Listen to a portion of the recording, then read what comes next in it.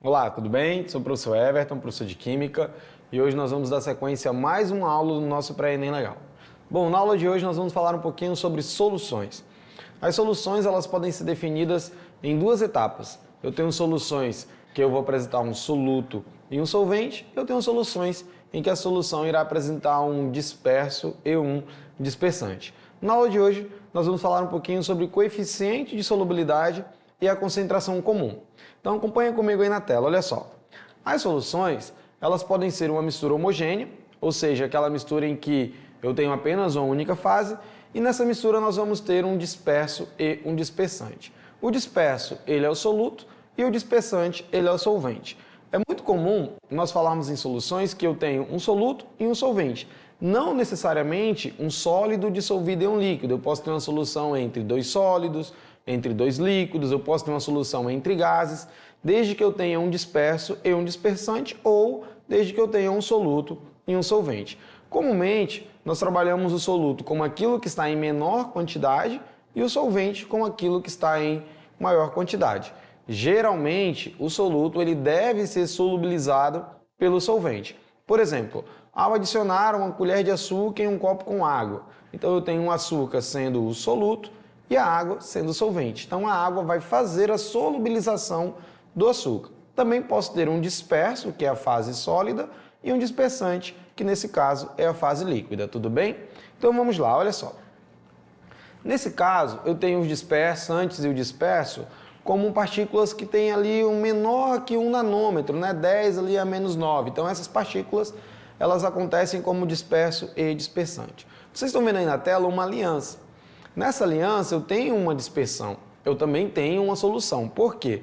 Nós sabemos e vimos nas aulas anteriores que o ouro ele não é necessariamente só o ouro puro, ele é uma mistura homogênea. Então eu tenho ouro, eu tenho níquel, eu tenho cromo, eu tenho alumínio e eu tenho bronze. Então esses exemplos são de misturas homogêneas. Então eu tenho um disperso e tenho um dispersante. Vamos seguir. Nós temos também os colóides, ou as suspensões coloidais. Os colóides, pessoal, eles são substâncias que são sistemas heterogêneos, mas que eles não têm o seu estado físico completamente definido. Então nós temos como principal exemplo gelatina, pasta de dente, temos graxa, maionese, chantilly, os aerosóis. Essas substâncias são os colóides, ou as suspensões coloidais. Essas suspensões coloidais, elas vão ter entre 1 a 1000 nanômetros, então são partículas bem pequenininhas que podem ser feitas simplesmente por uma sedimentação ou uma separação com utilização de ultrafiltro. Mas é importante lembrar que esses colóides, eles dificilmente vão ter um estado físico bem definido. Vamos seguir. Aí na tela nós vamos falar um pouquinho sobre o efeito Tyndall. O que é o efeito Tyndall? O efeito Tyndall é aquilo que nós utilizamos para fazer a fase suspensa ser visível. Então, por exemplo, quando nós abrimos a janela do nosso quarto e deixamos ali uma brecha de luz, né, um feixe de luz passar pela janela do nosso quarto, é possível nós visualizarmos as partículas de poeira suspensas no ar. Esse efeito ele só é visível graças ao efeito Tyndall. Então, quando eu faço a projeção de uma luz, de um feixe de luz, e esse feixe de luz faz com que eu visualize a fase suspensa, eu tenho aí o efeito Tyndall, onde eu vejo a fase suspensa na suspensão. Na tela, eu trouxe aí para vocês o exemplo da neblina. Então, quando a gente liga o farol do carro ou uma lanterna, a gente consegue ver as partículas de água suspensas no ar atmosférico. E também, aí o raiar do sol, a gente também consegue ver as partículas de poeira suspensas no ar atmosférico. E isso é o efeito Tyndall. Vamos lá, vamos seguir. O coeficiente de solubilidade, ele vai dizer para a gente o seguinte: eu tenho soluções que vão apresentar características de alta solubilidade e soluções que vão apresentar características de baixa solubilidade. Para isso, nós temos o coeficiente de solubilidade. Com esse coeficiente, nós conseguimos determinar quando a solução ela é solúvel, pouco solúvel ou insolúvel dentro de um soluto com um solvente. e aí eu consigo determinar e classificar as nossas soluções. Então, as nossas soluções elas são classificadas de 3 tipos. Nós vamos ter uma solução saturada, uma solução insaturada, uma solução supersaturada, ou saturada com corpo de fundo, ou saturada com precipitado, como pode aparecer para a gente nas questões. Mas isso só é possível graças ao coeficiente de solubilidade. Nós não vamos calcular esse coeficiente. Basta que nós saibamos que o coeficiente de solubilidade é a quantidade máxima de soluto que aquele solvente ele é capaz de solubilizar. E aí, esse valor será o coeficiente de solubilidade. Graficamente falando, esse coeficiente de solubilidade ele é representado por curvas crescentes ou decrescentes que nós vamos acompanhar na tela. Olha só. Aí na tela, nós vamos ter o coeficiente de solubilidade do cloreto de sódio em 1 litro de água. Então, basicamente, nós podemos dizer que 1 litro de água tem a capacidade de dissolver até 357 gramas de cloreto de sódio. Então, é tranquilo. Se eu tenho 1 litro de água na minha casa, a quantidade máxima de sal de cozinha que eu vou conseguir dissolver completamente é 357 gramas de sal de cozinha. Então, 357 gramas é o coeficiente de solubilidade no sal de cozinha. Se eu adicionar mais ou menos, eu terei soluções saturadas ou soluções insaturadas, que é o que nós vamos ver a seguir. Nesse caso, se eu adicionar a quantidade menor de soluto, eu vou ter uma solução insaturada. Dissolvia 357, eu adicionei 350, então deixou de dissolver ali 7 gramas, então é uma solução insaturada. Se eu adicionar 357, é a quantidade máxima, então eu vou ter a solução saturada. Se eu adicionar mais que isso, 360, por exemplo, eu vou ter uma solução supersaturada, ou uma solução com corpo de fundo, ou uma solução com precipitado. Veja bem, o nosso recipiente ele tem 1 litro e ele é capaz de solubilizar 357 gramas de sal de cozinha. Se eu adiciono 360, irá dissolver 357, porém, no fundo do recipiente irá sobrar 3 gramas de sal de cozinha. Nesse caso, nós vamos ter uma solução com precipitado ou corpo de fundo, como a gente fala. Sabe quando você faz um suco ou um suco de pozinho e no final da jarra sobra um resíduo sólido? Significa dizer que aquela quantidade de líquido que tinha ali não foi suficiente para dissolver todo aquele soluto. Daí, nós vamos ter então uma solução saturada com corpo de fundo.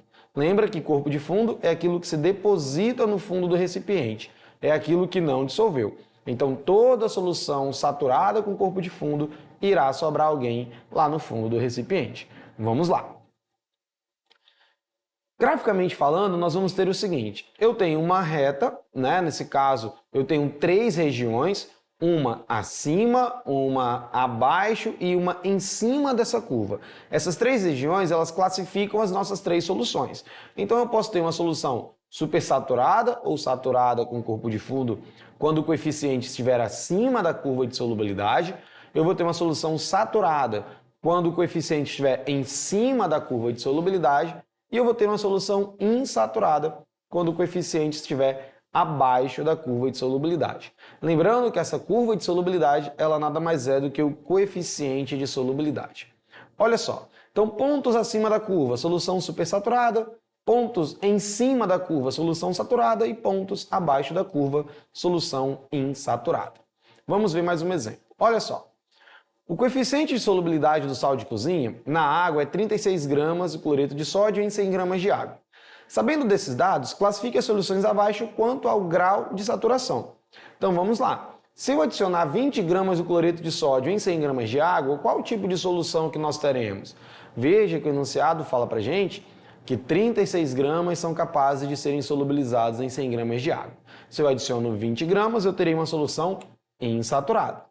Se eu adiciono 60 gramas, a questão está me dizendo que 100 gramas de água é capaz de solubilizar apenas 36. Se eu adiciono 60, eu terei uma solução saturada com corpo de fundo ou supersaturada. E se eu adiciono 36, eu terei a quantidade máxima. A questão está me dizendo que o recipiente ele dissolve 36 gramas. Eu fui lá e adicionei 36. Então, nós teremos uma solução saturada. Perfeito? Então, é muito tranquilo nós classificarmos essas soluções. Quantidade máxima, solução saturada. quantidade inferior, solução insaturada, e uma quantidade superior, uma solução supersaturada ou saturada com corpo de fundo. Vamos seguir. Esse outro gráfico, ele vai trazer para a gente um gráfico em que eu tenho vários sais e esses sais eles terão curvas de solubilidades diferentes. Então a solubilidade do nitrato de sódio, do nitrato de potássio, do cloreto de potássio, elas estão aumentando. Perceba pelas setas amarelas aí na tela.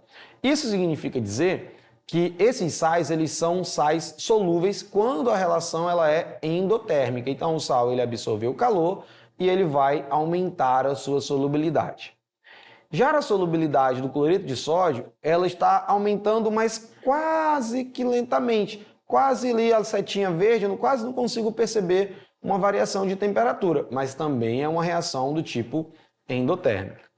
Já a classificação do sulfato de sério, ela está diminuindo, perceba pela setinha vermelha. Então a classificação da solubilidade está diminuindo. Isso faz com que esse sal ele libere calor, ele seja uma reação exotérmica, logo a sua solubilidade diminui com o aumento da temperatura. Então, curvas crescentes, a solubilidade aumenta, e curvas decrescentes, a solubilidade diminui. Tudo bem? Vamos seguir. Nesse exemplo na tela, nós vamos ter o seguinte, ó. Considerando o gráfico abaixo, adiciona-se separadamente 40 gramas de cada um dos sais em 100 gramas de água. A temperatura de 40 graus, quais sais estão totalmente dissolvidos na água? Então, o que nós vamos fazer? Nós vamos pegar ali a temperatura, que é o eixo X, de 40 graus, e vamos traçar uma linha. Olha só. Depois, nós vamos ver qual é o coeficiente de solubilidade desses sais. Para descobrir o coeficiente de solubilidade, você tem que pegar o ponto em cima da linha.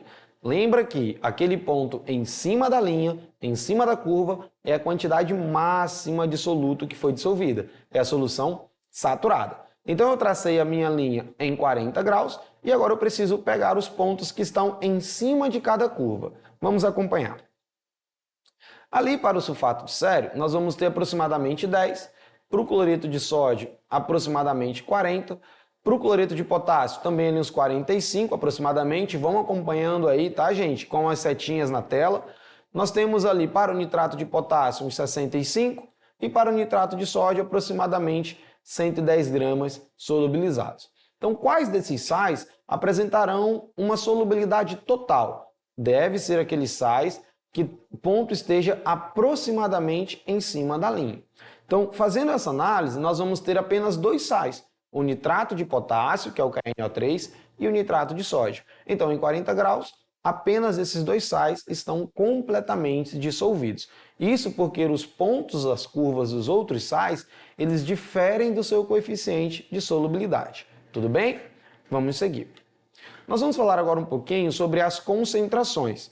As soluções, pessoal, elas se dividem em algumas concentrações. Então, nós temos concentração comum, concentração molar, densidade, título, número de mols. E todas essas concentrações nós vamos falar um pouquinho na próxima aula. Hoje nós vamos falar sobre concentração comum. E o que é a concentração comum?